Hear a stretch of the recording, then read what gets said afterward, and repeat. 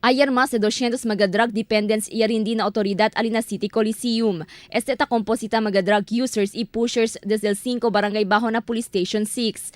Este ta incluye el Barangay de Tetuan, Tugbungan, Talon-Talon, Mampang y Arena Blanco. Na más de 200 surrenderies, más de 40 aquí sa na Barangay de Tetuan. Na miles na mga surrenderies na syudad de Zamboanga, linga sa aura del mga barrio opisyal, si onde pone con mga drug dependents a mediante el periodo ta precura sila olvida con el mal vicio.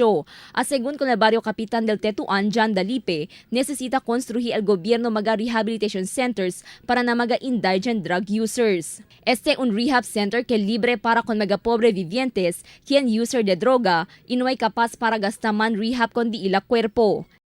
Sí, alegre kita no si amusta pura si President Duterte tamin no para el mga rehab centers i mga dali kanila alternative livelihood kay sabi man kita no as of this time talisem el di mga drug pushers pati users akil sila dependent sila ng mga na income de illegal drugs. So si man stop sila illegal drugs amo kita man plano si onde kanila pone onde kanila para dali kanila livelihood.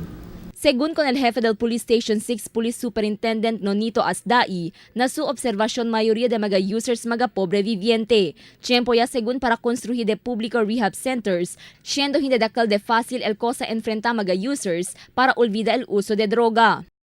Ojalá pronto ya se tiene kita mga rehabilitation center in every barangay, not only in every barangay but here in Zamboanga City, akil for indigent kayot, akil de pobre kayot, para pwede kita man address sa ese mga yan surrender, akil victims del drugs user or pusher sila, pwede man rehab kanila. De más reciente, el senador Cynthia Villar yaman filed un bill na Senado para establecer más manada rehabilitation centers y socialized payment scheme que libre para con mga indigent users. El Senate Bill número 718 ya viene después el miles de mga drug surrenderies ya rindi na otoridad desde diferentes partes del país.